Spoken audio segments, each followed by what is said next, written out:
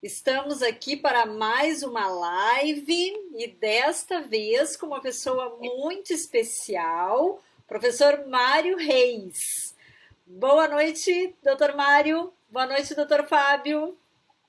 Boa noite. Bem, hoje à noite essa live é especial para o CAD, porque assim, temos uma grande celebridade conosco.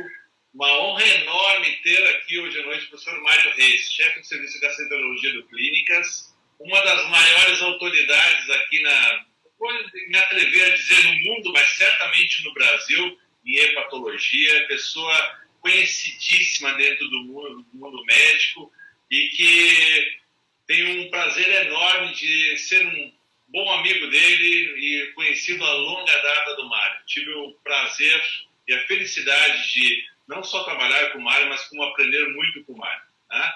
O Mário, ele capitania um dos grandes serviços de hepatologia e gastroenterologia aqui do Brasil e de toda a nossa América Latina, já com o nome no mundo inteiro. E hoje, então, vamos falar de um assunto que está sendo cada vez mais palpitante em todos os consultórios médicos, né? E que vem ganhando muito destaque nos últimos anos, que é justamente a esteatose, a doença hepática gordurosa do fígado. E ela vem crescendo muito também em função da própria obesidade, do melhor cuidado que a gente tem com obesidade. A medicina vem se desenvolvendo, tratando melhor essas doenças, e nós temos percebido que a obesidade nos últimos anos tem tido grande destaque. E aí, por sua vez, todas as outras doenças que vêm junto com a própria obesidade, ou que estão associadas à obesidade. Imaginem todos que a obesidade nos últimos anos, ela literalmente explodiu em números, né? Nós temos aí pelo menos 25 a 30% da população latino-americana, muito mais para 30% da população latino-americana, obesos, né? E junto com essa obesidade vem as suas complicações. Então, a obesidade ela não é apenas uma modificação cosmética do corpo, ela traz junto várias alterações que a gente chama de metabólicas, alterações de substâncias no nosso organismo, são substâncias inflamatórias e hormonais que fazem com que várias doenças do nosso corpo, então, piorem ou se formem, inclusive, em alguns órgãos. Tá? E junto com isso, nós temos também outro dado importante que vem crescendo muito, é o diabetes mellitus, né? O diabetes mellitus tipo 2. Vem crescendo não só em importância em tratamento, né? Imagine, então, somados aos 30% de pacientes obesos que nós temos aqui na América Latina e, por sua vez, no Brasil, nós temos mais cerca de 14, 15 milhões de pacientes diabéticos tipo 2. Né? Qual o impacto disso? Qual é uma das consequências disso tudo? É um processo inflamatório, é o depósito de gordura no fígado. E daí, então, vem a doença hepática gordurosa do fígado, não alcoólica, porque ela justamente não tem a sua origem no álcool, né? Em outras doenças fora do álcool, e que, por sua vez, tem toda uma complexidade, não só em diagnóstico e em importância, mas também a gente vai ver ao longo dessa live em tratamento também. Professor Mário Reis, nos brinda com todo o seu conhecimento de esteatose, que é o que a gente precisa aprender e muito. Fale um pouco da origem disso. O Fábio é exagerado, o Fábio é um querido amigo de muitos anos, mas de muitos anos mesmo. Tivemos, como ele disse, o grande prazer de trabalhar juntos, né? E ele é exagerado mesmo, então tudo que ele falou vocês diminuam um pouco. Mas vamos embora. Em relação à doença hepática gordurosa não alcoólica, ela é a consequência clara do que vem acontecendo no mundo inteiro em relação à obesidade. Então, o aumento dos casos de obesidade, ou, se nós pudermos falar, o aumento dos casos de síndrome metabólica, como o próprio Fábio comentou, essa questão de que junto com a obesidade vem outras doenças, e vem mesmo. Vem diabetes mellitus, ou glicemia de jejum elevada, vem dislipidemia, vem hipertensão arterial sistêmica. Isso tudo provoca uma inflamação em todo o organismo, e essa inflamação, junto com esse quadro de síndrome metabólica e resistência insulínica, faz com que o fígado tenha uma deposição de gordura dentro do fígado. E o Fábio Diniz falou, a obesidade não é estética, gordura no fígado não é um detalhe, gordura no fígado não é uma gordurinha no fígado, gordura no fígado é uma marca importante de que algo muito sério está acontecendo e que nós temos, então, que fazer alguma coisa com esse paciente para que evitemos que essa doença evolua, porque ela pode evoluir para situações bastante sérias, como cirrose, como carcinoma hepatocelular ou um tumor maligno do fígado. E hoje, a doença hepática gordurosa não alcoólica já é a causa de transplante que mais cresce em todo o mundo. Transplante de fígado. Então vejam que não é uma gordurinha, é uma doença. Perfeito. Mário, frequentemente os pacientes perguntam sobre a esteatose, que eles já estariam numa hepatite gordurosa, que nós sabemos que são coisas diferentes, né? Então, assim, nos explica um pouquinho sobre a doença hepática gordurosa não alcoólica. Na realidade, é um nome que comporta várias fases dessa doença, né? Nos fale um pouquinho sobre a esteatose, a esteatohepatite, também conhecida como NASH, e depois a cirrose.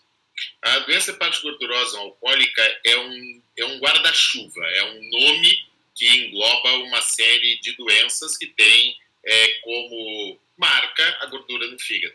Então começa daquilo que se chama, e eu não gosto muito desse nome, de esteatose simples, porque parece realmente que é uma gordurinha. Então começa da esteatose simples, onde se nós formos fazer uma biópsia de fígado e ter lá a análise anatomopatológica do fígado, nós vamos ver simplesmente a deposição de gordura dentro do hepatócito. O hepatócito é a célula hepática, é a célulazinha pequenininha que está lá no fígado e que vão se juntando e dando daí todo o órgão. Já a esteatohepatite é quando se sobrepõe a essa esteatose a presença de inflamação, de infiltrado inflamatório, de inflamação não mais sistêmica, mas de inflamação no fígado. E esse é o início, digamos assim, da doença ficando mais séria. Essa inflamação hepática, essa esteatohepatite, como o Fábio falou, ela pode evoluir para fibrose. Então, nós podemos ter esteatose, esteatohepatite sem fibrose, esteatohepatite com fibrose. Quando essa fibrose vai aumentando no decorrer do tempo, ela pode levar ao seu máximo, que é a cirrose. E da cirrose, nós podemos ter os indivíduos evoluindo a carcinoma hepatocelular. Para piorar, a doença hepática gordurosa não alcoólica pode evoluir a carcinoma hepatocelular sem cirrose. Então, algumas vezes, os indivíduos têm esteatohepatite com fibrose e tem tumor. Então, aliás, o nome mudou, né, Fábio? O nome, a gente continua chamando doença hepática gordurosa não alcoólica, mas o ano passado o nome mudou para doença hepática associada à disfunção metabólica. Em inglês, quando a gente chama a doença hepática gordurosa não alcoólica, a gente diz que é NAFLD, ou NAFLD, né, que seria a sigla em inglês. A sigla em português é NAFLD, NAFLD, querendo dizer que vamos esquecer essa confusão com álcool, porque muitas vezes a gente fala ao paciente, olha, o senhor tem doença hepática gordurosa não alcoólica, mas doutor, eu nunca bebi. Então se colocou isso. E se colocou, então, agora a questão toda na disfunção metabólica. Então, ela é uma doença metabólica importantíssima. Perfeito. Mário, um detalhe que a gente sempre está centrando agora, já falamos no álcool, até falamos na obesidade, no diabetes, mas o importante lembrar que essa doença ela atinge também pessoas magras, né? Cerca de 1 em cada 10 pacientes com doença hepática gordurosa, enfim, né? Elas são magras, elas têm um IMC abaixo de 25. E quando a gente olha, então, para o Oriente, né? Quando a gente olha para japoneses, vietnamitas, enfim, embora a doença seja menos frequente lá, ela atinge preponderantemente pacientes magros, com IMC baixo. A grande maioria dos pacientes que lá têm esteatohepatite ou doença metabólica gordurosa do fígado são pacientes magros, né, com IMC abaixo de 25. Então, assim, é importante nós todos lembrarmos que essa doença também pode atingir pacientes magros, tá? E aí entra todo um leque de eventuais outras doenças associadas. Mas eu acho que, como são menos em frequência, vamos pular essa parte, digamos assim. Mas eu gostaria de saber de ti quais são os pacientes com maior risco de desenvolver, então, toda a doença hepática gordurosa e sua sequência de complicações. Então, assim, como tu disseste, existem pacientes que têm doença hepática gordurosa não alcoólica que são magros. Então, hoje, o que define o risco de doença hepática gordurosa não alcoólica é a presença de disfunção metabólica, ou seja, de síndrome metabólica, independente de ser magro ou gordo. E essa questão realmente começou com o Oriente, os casos no Oriente, pacientes mais magros, a gente chama de Lean NASH, né? A gente não saiu ainda do NASH, é um termo que já deixou de existir, mas continua existindo para a gente. E do ponto de vista de sequência, eu acho, dessa live, vamos falar em NASH, vamos falar em doença hepática gordurosa não alcoólica, são nomes mais usados mesmo do que o próprio MAFLD que eu falei há pouco. Então, assim, Lean NASH seria a esteatohepatite não alcoólica, o NASH, do magro. É aquele indivíduo que tem um IMC até 25. Então, o índice de massa corporal dele é normal, mas ele não é um indivíduo metabolicamente normal. Então, é aquele indivíduo que é magro, porém, ele é metabolicamente obeso. Muitas vezes ele tem dislipidemia, ele tem glicemia de jejum elevada, ele tem hipertensão arterial sistêmica, ou é aquele magro meio falso, que a gente olha de costas, diz, é magro. Vira de lado, a gente vê a barriga, mostrando que a circunferência abdominal é aumentada. Então, esse indivíduo é indivíduo de risco. Mas tu me perguntaste qual é o paciente de maior risco. Se eu tiver que colocar um paciente de maior risco, não importa se magro, não importa se obeso, é o paciente diabético. O paciente diabético é aquele que tem maior risco de doença hepática gordurosa não alcoólica e mais, não só maior risco de ter doença hepática gordurosa não alcoólica, mas maior risco de progressão da doença hepática gordurosa não alcoólica. Então, toda vez que um diabético olha para ou um médico que atende um diabético, olha para uma ecografia e diz, é uma gordurinha, pelo amor de Deus, isso não é uma gordurinha. E se ele é diabético, então pior ainda. Então, mais ainda esse indivíduo tem que ser avaliado com olhos de fígado, digamos assim. Perfeito. Mas eu acho muito bem colocado, né? A gente percebe claramente que existe um certo menosprezo ou subestimação da gordurinha no fígado, né? E isso é uma coisa que vem de um pouco da própria medicina, né? A gente tem vários colegas até que subestimam a doença, né? E existe a tendência de se taxar isso como uma gordurinha no fígado, então todo gordinho tem, deixa assim, mas na verdade não é bem assim. E isso me preocupa sobremaneira, porque muitas vezes a gente vê check-ups, né, feitos em que muitas vezes se menospreza os exames do fígado, ou não se pede uma simples ecografia abdominal total. E nessas horas a gente acaba subestimando a doença, ou não fazendo o diagnóstico dessa doença, e aí não tendo o diagnóstico a gente não consegue ter toda a sequência de tratamento. Vem a pergunta, como se faz o diagnóstico, então, da doença hepática gordurosa não alcoólica? Perfeito. Bom, o diagnóstico da doença hepática gordurosa não alcoólica é feito quando, em um indivíduo com fatores de risco, como já ditos, né, síndrome metabólica, esse indivíduo que não é metabolicamente normal, se encontra a presença de esteatose. A presença de esteatose pode ser detectada por ecografia, que talvez seja a forma mais comum, mas pode ser detectada também por outros exames. Exemplo, uma ressonância de abdômen, o paciente foi lá fazer por um outro motivo e descobriu, ou até mesmo, e do ponto de vista assim, muito fácil, por índices que a gente pode fazer com exames laboratoriais. Então, existe um índice chamado FLI, ou Fatty Liver Index, que é super fácil de fazer e que a gente pode ter aí a detecção de esteatose. O que é importante, no entanto, nesse diagnóstico, não é nem tanto a gente ter um diagnóstico exato de esteatose,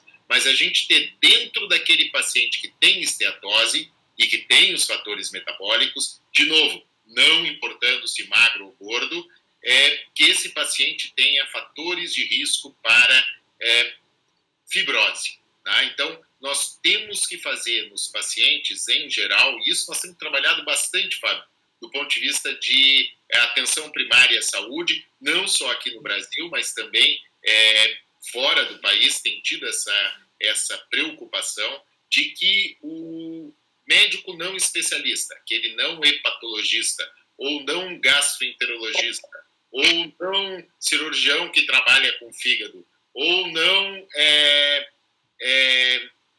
qualquer pessoa que esteja afeita ao fígado, mas o clínico geral, o endócrino, o cardiologista, a nutricionista, por que não, faça, e às vezes o nutricionista faz mais do que o cardio que o endócrino, no sentido de ir lá e avaliar se esse paciente tem fatores de risco. É muito simples fazer isso. Existem calculadoras que a gente pode utilizar e essas calculadoras nós precisamos, via de regra, colocar 2 ou 3 exames. E são 2 ou 3 exames que podem ser feitos em qualquer lugar, em qualquer posto de saúde.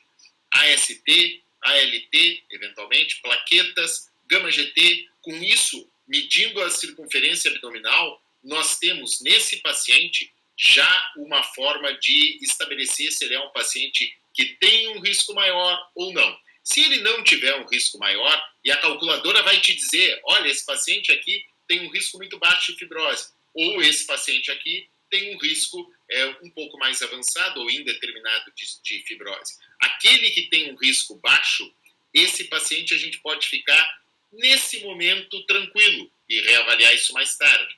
Aquele que tiver um risco maior, a gente deve encaminhar. Aí tu perguntasse, mas como é que eu faço diagnóstico mesmo? O diagnóstico mesmo hoje, é por biópsia. Só que a gente vai biopsiar o fígado em muitos poucos casos. E quem vai decidir se vai biopsiar o fígado ou não é o hepatologista, porque aí ele vai saber quando fazer isso. E às vezes ele não vai precisar. Então não há necessidade também de ficar com medo de encaminhar o paciente para o hepatologista achando que vai vir uma agulha dentro do fígado. Não vem, não é sempre. Mas a gente vai ter o acompanhamento desse paciente, vai poder saber o que dá para fazer, como controlar e quando há necessidade de se fazer um exame a mais ou não.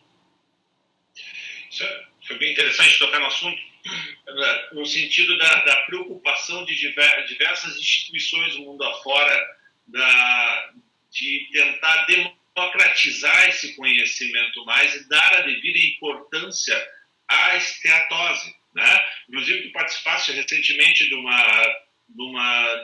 vários workshops que foram feitos pela The Economist, justamente chamando a atenção de diversos campos do planeta da importância dessa doença que eles chamam de silenciosa, que vem desenvolvendo o mundo afora.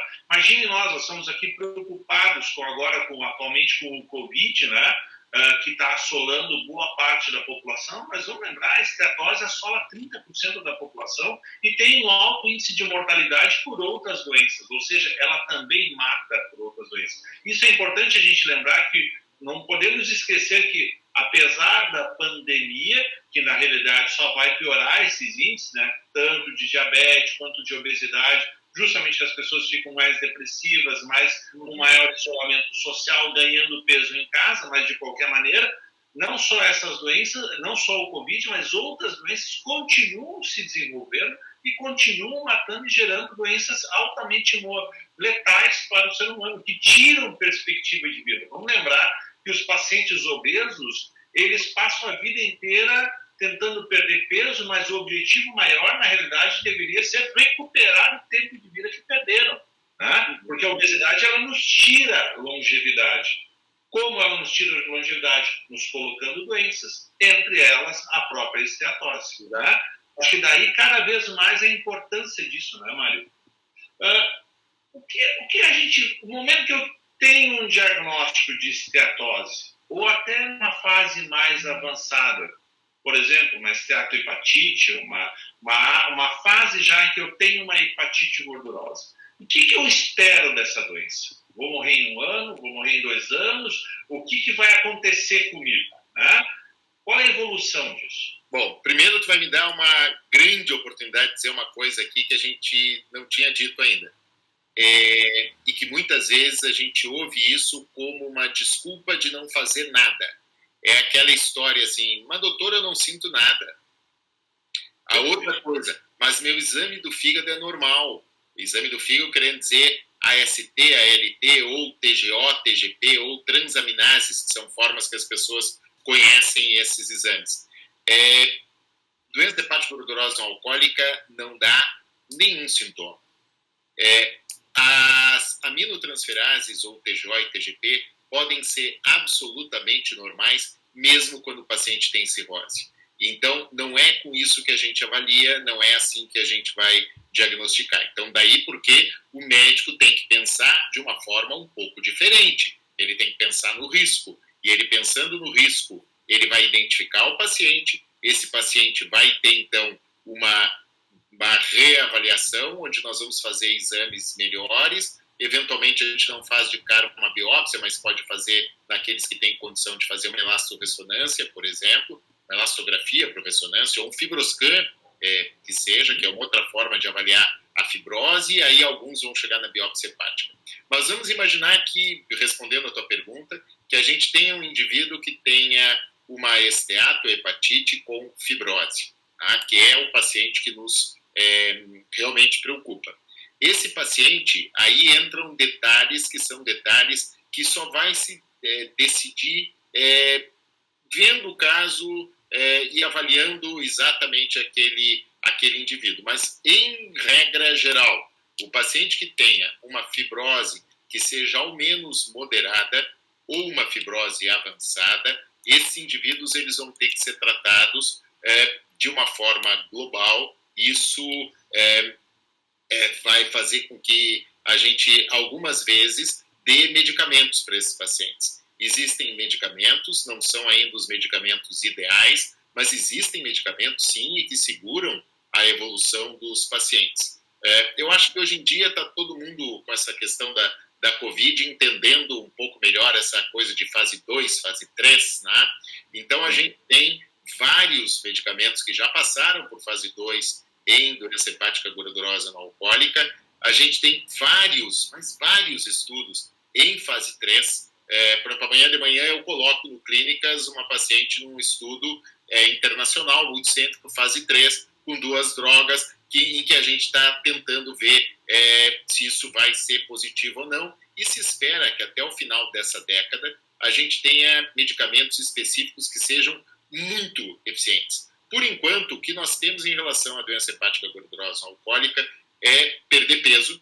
A perda de peso acima de 10% do peso corporal, não é emagrecer para ficar magrinho, é emagrecer e perder 10% do peso. Então, a pessoa pesa 110 quilos, vai ficar com 100, nós já vamos ficar felizes, porque isso é uma coisa que é positiva para a doença. Então, perder peso, controlar o diabetes, isso é extremamente importante, ou controlar a glicemia, que está um pouco elevada, em outras palavras, controlar a resistência insulínica, controlar a pressão arterial, controlar a dislipidemia. E aí o hepatologista vai poder decidir se ele vai iniciar com alguma droga. Há drogas que já estão autorizadas para uso, já passaram por estudos de fase 3, e aí as 2 principais são pioglitazona e vitamina E, e há várias drogas que chegaram em fase 2. Dentre elas, uma teve uma publicação no passado muito interessante, que é a semaglutida, que é uma droga que pode ser utilizada. E, na verdade, o estudo até colocou magro. Eu preferiria dar no paciente obeso. Mas, enfim, a decisão de que droga utilizar já é uma decisão que a gente vai avaliar paciente a paciente. Dependendo de características do paciente, eu vou fazer alguma coisa ou outra. Mesmo no magro, o magro tem que controlar as suas disfunções metabólicas e mais, o magro tem que perder peso. Essa é uma coisa que antes não se achava, mas agora a gente já sabe que o paciente que tem esteatohepatite tem MC de 25, talvez para ele aquele MC de 25, que é normal, para qualquer outra pessoa não oriental, para ele talvez não seja. Então o tratamento engloba uma questão multidisciplinar. Habitualmente nós vamos precisar do auxílio de um nutricionista, nós vamos precisar do auxílio de um educador físico. Esse paciente tem que fazer exercício. É extremamente importante fazer exercício. Fazendo exercício, ele diminui a resistência insulínica. Fazendo exercício, ele ganha musculatura, e isso é importante para esse paciente também. Então, é um tratamento que não é muito fácil, mas é um tratamento possível de ser feito, e já há estudos muito claros que mostram que perder peso é extremamente benéfico, e talvez tu vá discutir daqui a pouco alguma alternativa cirúrgica aí nessa história. Eu resolvi parar por aqui. Não, tranquilo. Não, é perfeito. Eu acho que cada um desses itens que tu citaste já suscita várias coisas. Né? Eu vou começar pelo tratamento, embora eu acho que nós podíamos conversar um pouquinho mais. Eu já tenho uma lista de perguntas aqui que fizeram sobre o diagnóstico, que a gente ficou falando de fibrose, como é que a gente chega nessa fibrose? Mas voltamos daqui a pouquinho. Aproveitando o gancho agora do tratamento, a questão toda, se a gente pudesse resumir o tratamento, nós teríamos a atuação direta celular, que é justamente a questão da fibrose e vitamina E, né? Nós temos o controle do diabetes com a pioglitazona e a metformina, e por fim, então, o GLP-1, que vai ser justamente a semaglutida, que nós vamos tentar conter um pouco a voracidade, digamos assim, desse paciente. Na realidade, quando a gente olha isso, nós vemos e nos defrontamos justamente com toda a dificuldade do tratamento da obesidade, né? E como tu disseste, olha, não adianta só perder 1, 2 quilos, nós temos que perder pelo menos 10 quilos, né? 10% do excesso de peso. Assim como essa perda de peso, a gente sabe que tem que ser uma perda de peso um pouco mais lenta e principalmente sustentada, né? Então, não adianta perder peso e ganhar o peso de volta. Isso acaba piorando mais ainda esses pacientes. Eles perdem musculatura e depositam ainda mais gordura nesse fígado, sem contar toda a questão psiquiátrica e psicológica desse paciente. Eu acho que isso vai abrir todo um leque de discussão mais adiante, que a gente pode até falar sobre cirurgia metabólica e de obesidade, que é uma coisa extremamente discutível nesses pacientes, mas eu queria voltar um pouquinho ainda, Mário, na questão diagnóstica desses doentes, né? Quando a gente fala no diagnóstico, há uma grande confusão e muitas vezes os pacientes ficam perdidos dentro disso. Eu digo uma confusão dentro do meio leigo, né? Que é justamente a maneira como a gente faz esse diagnóstico. Então, muitas vezes vem pacientes no consultório com um fibroscan mostrando um nível de fibrose um pouco mais elevado, o paciente não tendo absolutamente nada na tomografia e na ressonância, né? E aí o paciente é angustiado, já que ele está com cirrose, embora a fibroscan dele tenha dado um pouco... ele esteja angustiado porque ele está com cirrose, que o fibroscan deu um nível de fibrose mais alta, porém ele não tem nada de substrato clínico que sustente isso, né? A gente sabe que o fibroscan, a biópsia e a ressonância magnética, que são os 3 principais exames para justamente poder ver esse grau de fibrose, eles têm uma ótima correlação. E aí vem a minha pergunta. Mário, quando tu pede o fibroscan, quando tu pedes a biópsia, quando tu pede a ressonância? Os pacientes se tranquilizar, porque às vezes os pacientes querem os 3. Doutor, eu quero fazer tudo. Quero fazer o fibroscan, quero fazer a ressonância, quando é que o senhor vai me biopsiar? Calma, né? Muita calma nessa hora. Vamos lá. Eu faço fibroscan. Vou fazer o disclosure aqui, né? Meu conflito de interesse.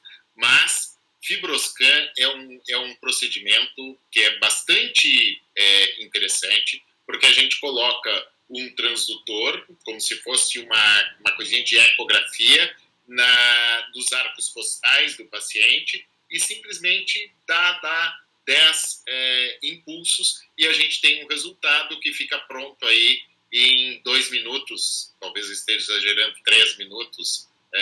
Quando passa de 2 a 3 minutos, é porque o exame não está bom. Mas, enfim, é rapidinho, a gente tem o resultado. Só que fibroscan é para um tipo de paciente bom.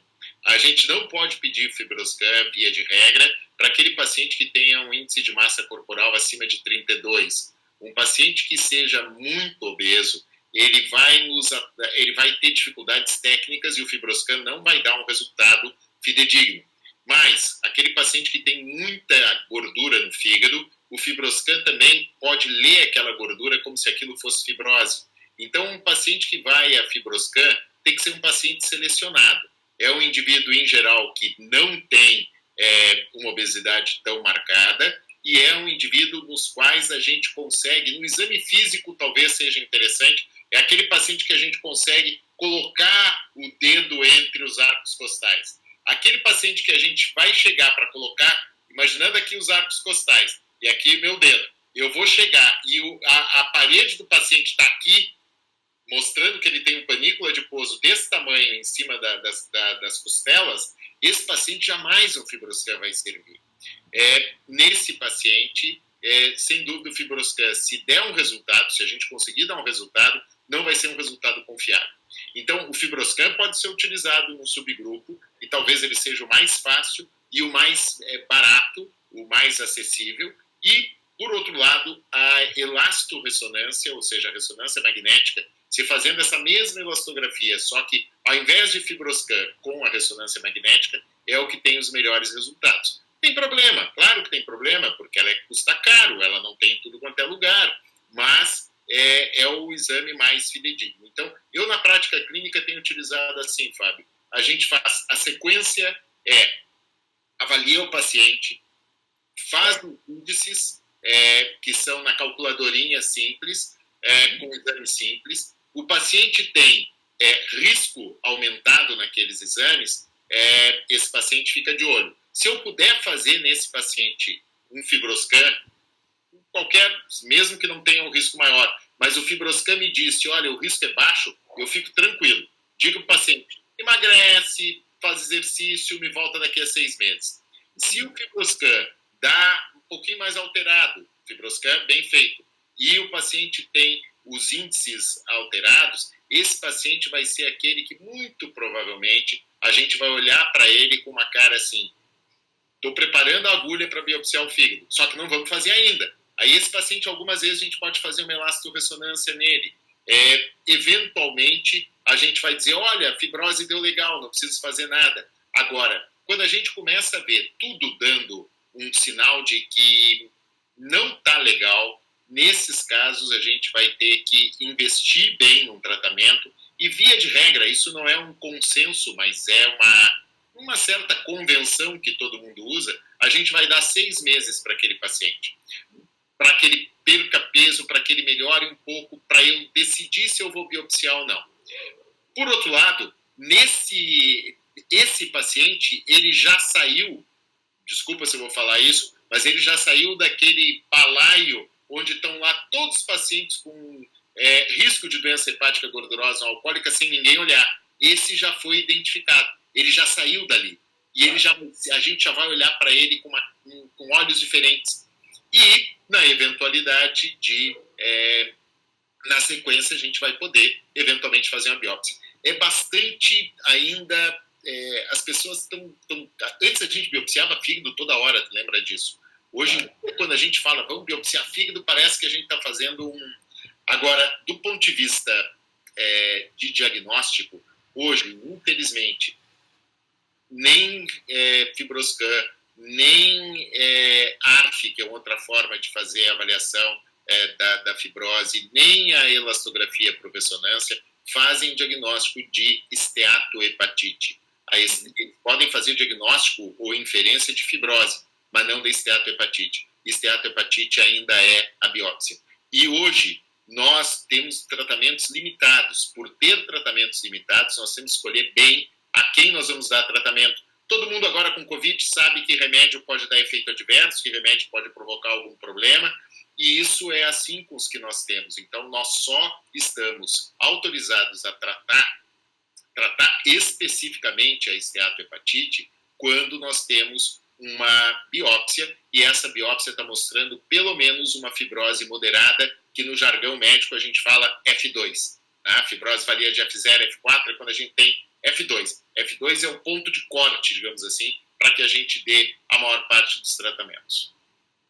Perfeito. Eu acho que o resumo, assim, na questão em especial da biópsia, que é o grande dilema sempre dos consultórios, né? Justamente aquele paciente que já vem sob um controle médico, que não melhora os seus exames, mesmo teoricamente frente a um tratamento clínico. E qual seria o tratamento? Exercícios, perda de peso, modificação do seu estilo de vida, né? E de frente a esse controle, ele tem manutenção da alteração dos exames, ou ainda piora, e aí te colocando, digamos, na missão de ter que tratar esse paciente medicamentosamente. Aí eu acho que a biópsia se impõe. Exato. A biópsia sempre vai ser, Fábio, uma decisão do especialista. A biópsia ela nunca deve ser assim. Eu acho que só tem uma situação em que, aí eu vou dizer, talvez você não concorde, que a biópsia tem que ser assim. É aquele cirurgião que vai lá, abriu a barriga do paciente positivo e achou aquele fígado com aquele fígado esteatótico. Por favor, biopsia. Já que está ali, biopsia. Perfeito. Não, concordo plenamente contigo, não vejo por que não fazer nessa hora. Né? Mário, uma outra angústia dentro do diagnóstico também, que todos os pacientes têm, até porque vão para a internet, né? Hoje a internet está tanto para nos ajudar quanto para nos preocupar. Né? E nesse momento ele lê na internet que a esteatose, o acúmulo de gordura no fígado, pode levar ao câncer. Como é isso? Né? Então, em que momento a gordura no fígado leva ao câncer? O simples fato de eu ter gordura no fígado leva ao maior risco de câncer no fígado? A presença de esteatose pura, a presença de esteatohepatite com fibrose, em geral, na imensa maioria das vezes, é uma doença que a gente considera tranquila, que não vai evoluir e não vai evoluir a câncer.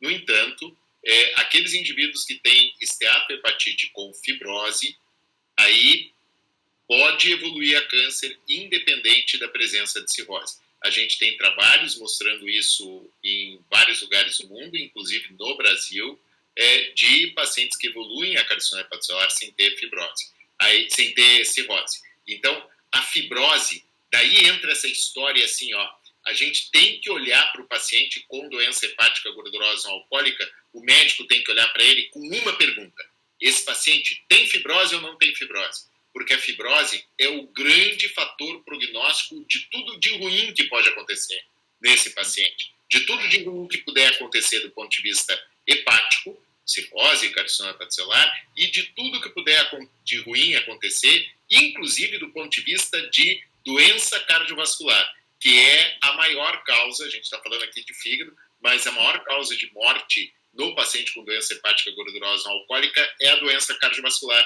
E a morte vai ser mais frequente, isso aí tem uma série de estudos mostrando, a morte vai ser mais frequente daqueles pacientes que tiverem fibrose.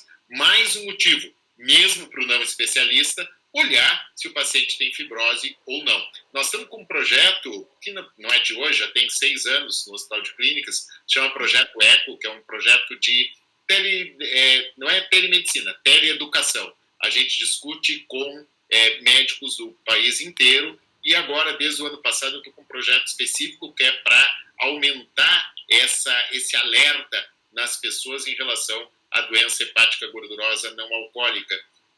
E a gente tem discutido esteatohepatite com frequência, e as sessões elas sempre são muito polêmicas nesse sentido. O hepatologista dizendo, presta atenção, e os não hepatologistas dizendo, mas então eu vou ter que pegar o meu...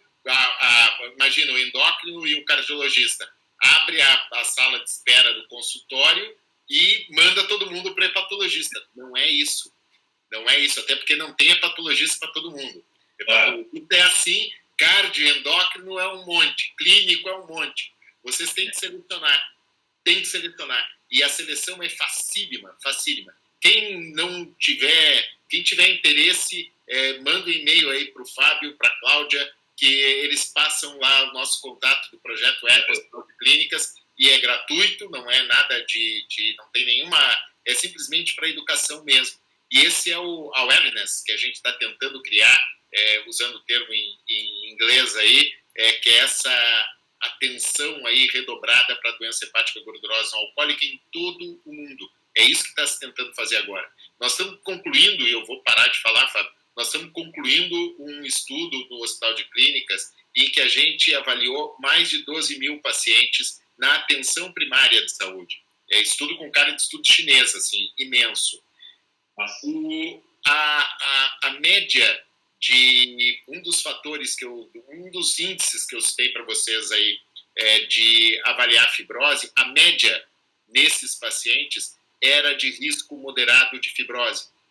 Me pergunta quantos deles foram encaminhados para o especialista. Eu vou chutar, 5 ou 6% foram encaminhados para o especialista. Todos os outros ficaram lá. Por quê? Porque ninguém pensa.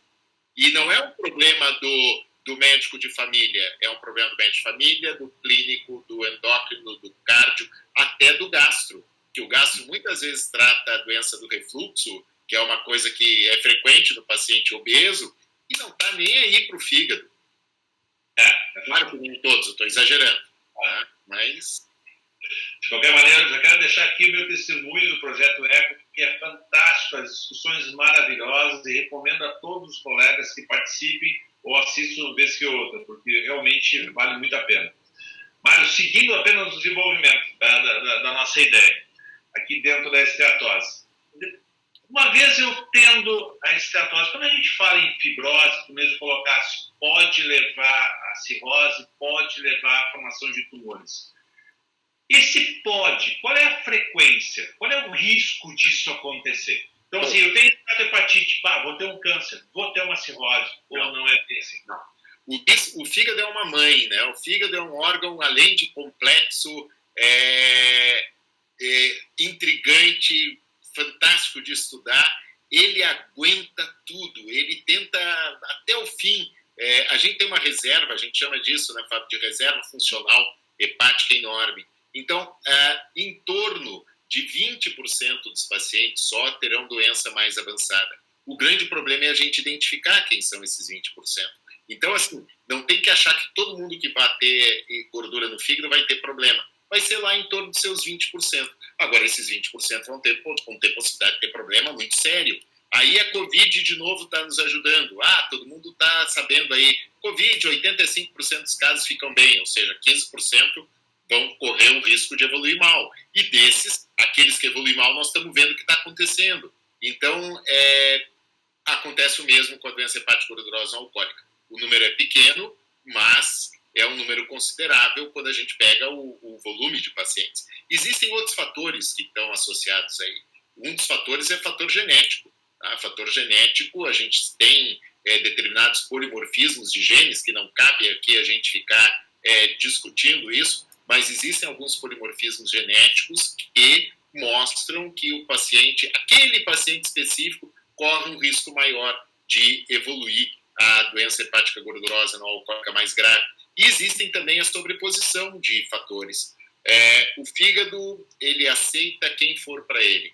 Então, aquele indivíduo que tem síndrome metabólica, fatores metabólicos já descritos, e que além disso tem, vamos dizer, uma hepatite C, e que além disso bebe álcool com frequência, esse paciente ele tem um risco maior. Quanto mais fator de risco a gente colocar de doença hepática em cima, maior a chance da pessoa evoluir a fibrose, a cirrose, a carcinoma hepatocelular.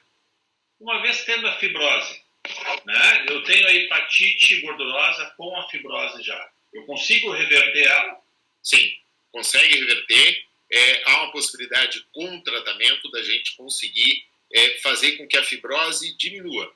Isso tem já bem descrito e, inclusive, os tratamentos, quando a gente vai testar tratamentos, habitualmente essa melhora, normalmente se fala em 1 grau da fibrose, era F3, foi para F2, era F2, foi para F1, essa melhora da fibrose é um dos objetivos do tratamento.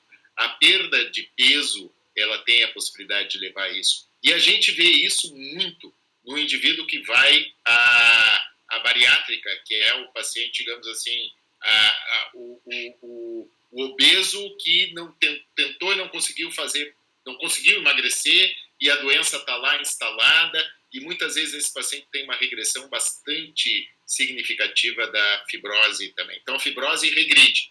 A fibrose regride até quando o indivíduo tem cirrose. Só que quando o indivíduo tem cirrose, existe um ponto que a gente chama ponto de não retorno, que a gente não consegue identificar ele muito bem. Então, vai ter uns pacientes com cirrose que vão conseguir voltar atrás. vai ter os pacientes com cirrose que não vão conseguir voltar atrás. E essa tentativa de determinar isso é feita pelo especialista. E a gente que tem que olhar aquele caso e dizer, olha, sua chance de voltar é grande. Mas em qualquer momento da doença, o tratamento tem efeito benéfico. Perfeito. Mário, pergunta provocativa. Em 2017, né, saiu no Diário Oficial da União até a aprovação do tratamento da cirurgia metabólica, né, para aqueles pacientes com diabetes descontrolado que não conseguem controlar adequadamente o diabetes para o que a gente chama de um IMC de 30 a 35. Ou seja, aqueles pacientes que ainda não têm indicação para cirurgia bariátrica, aqui no nosso meio, né, eles estariam com um peso um pouco abaixo do limite aceito para cirurgia bariátrica. Né? Mas isso foi autorizado, foi admitido pelos nossos órgãos oficiais para os pacientes diabéticos, controle da diabetes. E aí eu te lanço a seguinte pergunta. Hoje em dia, para aqueles que ainda ficam na narrativa que cirurgia tem risco, né? Cirurgia não é um procedimento inócuo, que eu concordo perfeitamente, é um procedimento que oferece os seus riscos, mas vamos lembrar que hoje o risco de óbito por uma cirurgia bariátrica é 1 para cada 2.500 cirurgias realizadas. Então, assim, é um índice muito, muito baixo, né? E frequentemente nós temos, aliás, é quase a regra entre os pacientes com obesidade, é a grande dificuldade de emagrecer. Né? Então, nós temos pacientes com obesidade normalmente numa idade produtiva, entre os seus 40 e 50 anos, em que a sua longevidade caiu para seus 50, 60 anos de idade. E vamos lembrar, nós vivemos numa época em que nós estamos aumentando a nossa longevidade para 90, 100 anos. Né? Que é o nosso objetivo maior. Então, assim, eu tenho um paciente que não consegue emagrecer, ou ele emagrece e engorda, que é o chamado efeito sanfona. Neste meio tempo, ele leva ou ele conduz muito mal as suas outras doenças, entre elas o diabetes mellitus, a sua obesidade, a sua degeneração do seu organismo pela chamada síndrome inflamatória. O tempo vai passando com aquela pífia esperança de que um dia eu vou emagrecer. E neste tempo, o que acontece? A aterosclerose, o infarto, a demência, a perda de função renal, o nosso fígado gorduroso, a esteatohepatite, a cirrose e muitas vezes o câncer. E aí vem a pergunta, por que não admitir num paciente deste, com toda a dificuldade que o tempo vai mostrar se ele tem ou não, né? Uma eventual cirurgia metabólica para esse paciente, né? Um paciente que ele vem com diabetes controlado e às vezes esse controlado se mantém ali por 110 de glicose, com uma hemoglobina glicada de 7, mas a esteatohepatite dele, o processo de fibrose dele continua, né? Por que não admitir num paciente desse uma eventual cirurgia metabólica? Bom, vamos lá, Fábio. Eu vou te responder isso no contexto único e exclusivamente da doença hepática gordurosa. Perfeito. Falando do tratamento da doença hepática gordurosa alcoólica com a cirurgia bariátrica. E com uma ressalva, assim, eu acho que bariátrica funciona super bem. A gente está fazendo estudo em cirurgia bariátrica. Eu tenho cirurgião orientando, fazendo trabalho em cirurgia bariátrica hoje. Tá? Trabalho com balão intragástrico hoje. Não estou comparando balão intragástrico com cirurgia bariátrica. Claro. Mas, assim, do ponto de vista de... Eu acho que essa é uma tendência, mas do ponto que a gente vai chegar num dado momento em que a cirurgia dita metabólica vai entrar para o paciente com doença hepática gordurosa alcoólica. Acho que é uma tendência. Mas hoje nós não temos essa definição bem clara. Hoje o que a gente tem é que os pacientes com um IMC muito elevado, aquele paciente que tenha lá mais de 35, esse paciente a gente vai poder falar em cirurgia bariátrica para ele. Pura e simplesmente pela doença hepática gordurosa alcoólica, ainda não. Ainda não. Mas tem todo motivo para que funcione. Tem toda o racional, digamos assim, de funcionamento é que sim, vai ser útil, essa é a ideia. Mas a gente tem dado para esses pacientes, muitas vezes, embora tu tenha falado na tua pergunta, assim, já se fez de tudo, mas assim, vamos imaginar que não tenha sido feito de tudo. Esse paciente talvez seja aquele que o uso de drogas como liraglutida ou semaglutida possa ser uma alternativa interessante para empurrar a bariátrica um pouquinho para depois. Tá? Mas é uma tendência assim. A bariátrica, ela funciona muito bem, a bariátrica, ela diminui, sem dúvida nenhuma, a evolução da doença hepática. Havia alguns receios em relação à bariátrica e o paciente evoluindo com fibrose mais avançada, mas a bariátrica deve ser feita em casos selecionados, inclusive naqueles pacientes com cirrose. Eventualmente, e sabe disso, está se comentando bastante a questão de pacientes pré-transplante, em que é um grande problema o paciente ser obeso, e por que não fazer bariátrica? E aí a discussão, sabe disso, é quando fazer, qual o momento adequado, ou até no pós-transplante também, quando fazer, porque a gente sabe que esses pacientes que chegam a um determinado patamar não voltam mais atrás. Essa é a questão. Mas já respondeste até uma outra pergunta que eu ia te fazer, justamente nos pacientes hepatopatas crônicos, que muitas vezes a obesidade ou um IMC acima de 31 exclui esses pacientes em vista de transplante. Há vários grupos que não aceitam pacientes para transplante com IMC acima de 30, ou já N outras complicações pela obesidade. Mas como eu já conheço a Cláudia está querendo me pegar no pescoço por causa do nosso tempo aqui já, né? Mário, foi um prazer enorme conversar contigo de noite. Certamente nós poderíamos ficar aqui horas e horas conversando e debatendo sobre vários pontos que seriam bem discutíveis aí em termos de tratamento, que suscitam muitas dúvidas entre todos nós médicos, mas eu acho que justamente essas lives vêm aqui para auxiliar um pouco, dar uma luz para todos esses pacientes. Eu te diria até para muitos colegas, né, como a gente mesmo citou hoje à noite, que vão acabar trazendo a uma luz, a uma importância maior o tratamento da esteatose, que realmente aflige uma população enorme de pessoas e pacientes e que cada vez a gente tem que dar mais atenção. Se vocês me derem um minuto, Fábio, assim, primeiro, prazer enorme estar aqui com vocês. Eu gostei muito, muito mesmo, muito, muito, muito bom. Para quem tem paciente com doença hepática gordurosa não alcoólica ou para quem está sofrendo de doença hepática gordurosa não alcoólica, colocar duas coisas na cabeça. Uma, pode ser séria a situação, deve ser avaliada. A segunda, se a gente tratar bem, muitas vezes a gente consegue fazer com que a coisa não evolua.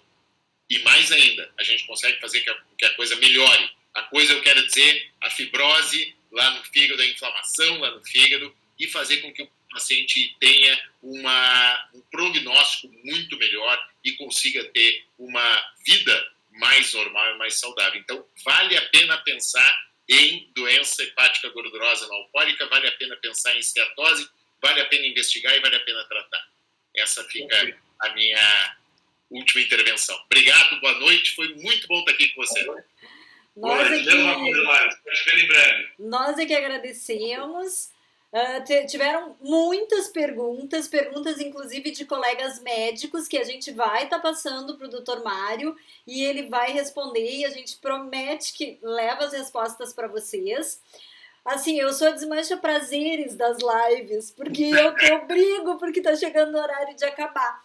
Mas também fica aquele gostinho de quero mais. Então a gente vai poder conversar outras vezes com o Dr. Mário. Só temos a agradecer e aquilo que eu sempre falo.